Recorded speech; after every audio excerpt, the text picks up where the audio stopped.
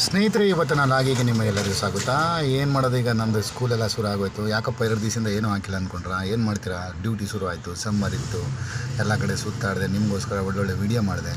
ಆದರೆ ಸ್ಕೂಲ್ ಶುರು ಆದಮೇಲೆ ನನಗೂ ಜವಾಬ್ದಾರಿ ಏನಾಗಿದೆ ನೋಡಿ, ಮಕ್ಕಳನ್ನ ಸೇಫಾಗಿ ಕರ್ಕೊಂಡು ಹೋಗಬೇಕು. ಎಂದಿನಂತೆ ಇವತ್ತು ಮಹಾಬೋಧಿ ಮಕ್ಕಳನ್ನ ಪಿಕ್ ಮಾಡಿಕೊಂಡು ಬಾಲ್ಯದನ್ನು ತೇಜಸ್ನ ಪಿಕ್ ಮಾಡಿಕೊಂಡೆ. ಅದಾದಮೇಲೆ ಅವ್ರು ಬಿಟ್ಟು ಮತ್ತೆ ಮನೆಗೆ ಬಂದೆ. ಆದರೆ ಗಾಡಿ ಪ್ರಾಬ್ಲಮ್ ಯಾಕೋ ಸ್ಟಾರ್ಟಿಂಗ್ ಪ್ರಾಬ್ಲಮ್ ಒಂದು ಮುಗಿಲಿಲ್ಲ ಕಣ್ರಿ. ಸೊ ಮತ್ತೆ ಇನ್ನೇನು ಮಾಡೋದು, ಸಿಟಿಗೆ ಹೋಗ್ಬೇಕಾಗಿದ್ದರೆ ಅದಕ್ಕೆ ಯೂನಿಫಾರ್ಮ್ ಎತ್ಕೊಂಡು ಮತ್ತೆ ಇವತ್ತೇನಾರಾಗಲಿ ರೆಡಿ ಮಾಡಿಸ್ಬೇಕು ಅಂತ ಹೋದೆ. ಹೋಗ್ಬೇಕಾದ್ರೆ ಒಂದು ಬೋಣಿ ಮಾಡ್ಕೊಳ ಅಂತ ನಿಂತಿದ್ದೆ. ಅಲ್ಲೇ ನಮ್ಮ ನಾಯಕರು ಮತ್ತು ನನ್ನ ಫ್ರೆಂಡು ನಾಗರಾಜ್ ಸಿಕ್ಕಿದ್ರು. ಸೊ ಅವ್ರ ಜೊತೆ ಮಾಮೂಲು ಹಾಗೆ ಕ್ಯಾಶುವಲಾಗಿ ಮಾತಾಡಿಕೊಂಡು, ನಾಗರಾಜು ಎಲ್ಲಿರ್ತಾರೆ ಅಲ್ಲಿ ಮಾತಿಗೇನು ಕಮ್ಮಿ ಇರೋಲ್ಲ, ಹಾಗೆ ಒಂದೆರಡು ಡೈಲಾಗ್ ಅದು ಇದು ಹೊಡಿತಾರೆ ಅಂತಾರೆ. ಅವರೊಂಥರ ಶಂಕರ್ನಾಗ್ ಭಕ್ತರು. ಸರಿ, ಅಲ್ಲಿಂದ ಬಂದೆ. ಕಿಟ್ಟೆಲ್ಲ ಬಿಚ್ಚಿಸ್ದೆ. ಕಿಟ್ ತೊಗೊಂಡೋಗಿ ಆ ಕಿಟ್ ರಿಪೇರಿ ಮಾಡೋರ ಹತ್ರ ಕಣ್ಣು ಮುಚ್ಕೊಂಡು 1100 ರೂಪಾಯಿ ಅಂತ ಹೇಳ್ಬಿಟ್ರು. ಇನ್ನೇನು ಮಾಡೋದು, 100 ರೂಪಾಯಿ ಕಮ್ಮಿ ಮಾಡಿಕೊಡಿ ಅಂದ್ಬಿಟ್ಟು ರೆಡಿ ಮಾಡಿಸ್ಕೊಂಡು ಬಂದೆ. ಬರ್ತಾಯಿದ್ದೆ, ಹಾಗೆ ಬಸ್ ಸ್ಟ್ಯಾಂಡ್ ಹತ್ರ ಒಂದು ಬಾಡಿಗೆ ಸಿಕ್ತು, ನಂಜುಮಳಿಗೆಗೆ ಬಾಡಿಗೆ ಹಾಕ್ಕೊಂಡು ಬಂದಿದ್ದೆ. ಬಂದುಬಿಟ್ಟು ಬೆಳಗ್ಗೆ ನಾಯಕರು ಗಾಡಿ ನೋಡ್ಬಿಟ್ಟು ಹೇಳಿದ್ರು, ಏನು ಸರ್ ಗಾಡಿ ಇಷ್ಟೊಂದು ಕಸ ಇದೆ, ಕ್ಲೀನೇ ಮಾಡ್ಕೊಂಡಿದ್ರು ಅಂತ. ನೋಡಿ, ಗಾಡಿಗೆ ಒಂದು ಸ್ವಲ್ಪ ಪ್ರಾಬ್ಲಮ್ ಇತ್ತಲ್ಲ, ಬೇಜಾರಾಗ್ಬಿಟ್ಟಿತ್ತು.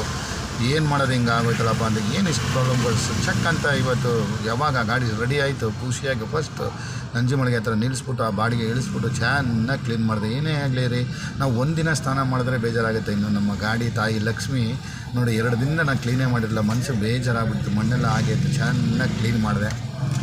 ಕ್ಲೀನ್ ಮಾಡಿಬಿಟ್ಟು ಒಟ್ಟಿನಲ್ಲಿ ನಾವು ಏನು ಕೆಲಸ ಮಾಡ್ತೀವೋ ಅದನ್ನು ಫಸ್ಟು ನೀಟಾಗಿ ಇಟ್ಕೋಬೇಕಂದ್ರೆ ಆವಾಗಲೇ ನಮಗೆ ಭಾರ ಕಮ್ಮಿ ಆಗುತ್ತೆ. ನಮಗೆ ಏನು ಮೈ ಭಾರ ಸ್ನಾನ ಮಾಡಿದ್ಮೇಲೆ ಹೇಗೆ ಕಮ್ಮಿ ಆಗುತ್ತೋ ಹಾಗೆ ನಾವು ದುಡಿಯೋಂಥ ವಸ್ತು, ಅಂಗಡಿನೇ ಇರ್ಬೋದು, ಯಾವುದೇ ಒಂದು ಜಾಗ ಇರ್ಬೋದು, ಅದನ್ನು ಕ್ಲೀನಾಗಿ ಇಟ್ಕೋಬೇಕು ಫಸ್ಟು. ಸೊ ಅಲ್ಲಿಂದ ನೇರವಾಗಿ ನಮ್ಮ ತಾಯಿ ಹತ್ರ ಬಂದೆ. ನನಗೆ ಪ್ರತಿದಿನ ನಮ್ಮ ತಾಯಿ ಭೇಟಿ ಮಾಡಿದ್ರೆ ಮನಸ್ಸಿಗೆ ನೆಮ್ಮದಿ ಇರೋಲ್ಲ. ಸೊ ಕ್ಯಾಸ್ ಯೂಸಲ್ ನಮ್ಮ ತಾಯಿ ಹತ್ರ ಬಾಳೆಹಣ್ಣು ಪ್ರಸಾದ ಇದ್ದೇ ಇರುತ್ತೆ. ಚೆನ್ನಾಗಿ ತಿನ್ಕೊಬಿಟ್ಟು ನೋಡಿ, ನನ್ನ ಅವ್ರ ಮೊಮ್ಮಗಳಿಗೆ ಹುಷಾರಿಲ್ಲ ಅಂತ ಗೊತ್ತಾಯಿತು. ಅಂದರೆ ನನ್ನ ಮಗಳಿಗೆ ಹುಷಾರಿಲ್ಲ, ಅದಕ್ಕೆ ಮೊಮ್ಮಗಳಿಗೆ ಎಣ್ಣೆ ತಗೊಡುವಂಥ 100 ರೂಪಾಯಿ ಮತ್ತು ಚಿಲ್ಲರೆ ಕಾಸು ನನಗೆ ಕಾಯಿನಿಗೆ ನೀರಿಗೆ ಕೊಡ್ತಾರೆ.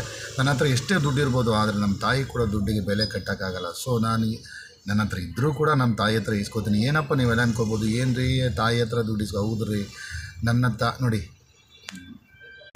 ಹೌದು ರೀ, ನಿಜ ಹೇಳ್ಬೇಕಂದ್ರೆ ಎಲ್ಲ ತಾಯಿ ತಂದೆ ಮಕ್ಕಳನ್ನ ಸಾಕ್ತಾರೆ. ಆದರೆ ನನ್ನ ಲೈಫಲ್ಲಿ ಇಡೀ ವರ್ಲ್ಡಲ್ಲಿ ತನ್ನ ತಾಯಿ ಇವತ್ತುವರೆಗೂ ಸ್ವಾಭಿಮಾನದಿಂದ ದುಡಿದು ನನಗೆ ದುಡ್ಡು ಕೊಡ್ತಾಳೆ ರೀ. ಎಂಥ ಪುಣ್ಯವಂತ ಜಗತ್ತಲ್ಲಿ ನಾನು. ಸರಿ, ಮಧ್ಯಾಹ್ನ ಮನೆಗೆ ಬಂದೆ, ನನ್ನ ಮಗಳಿಗೆ ಎಣ್ಣೀರು ಕೊಟ್ಟೆ. ಹಾಗೆ ಮಸೊಪ್ಪು ಸಾರು ಮುದ್ದೆ ಮಾಡಿದರು, ಹೊಟ್ಟೆ ತುಂಬ ಊಟ ಮಾಡಿದೆ. ಮತ್ತು ಸ್ಕೂಲಿಗೆ ಹೋಗ್ಬೇಕಾಯ್ತು. ಸ್ವಲ್ಪ ಹಾಗೆ ಮುದ್ದೆ ತಿಂದಿನೆಲ್ಲ ನಿದ್ದೆ ಬಂದುಬಿಡ್ತು. ಮಲ್ಕೊಂಡು ಸ್ಕೂಲ್ಗೆ ಹೋದೆ.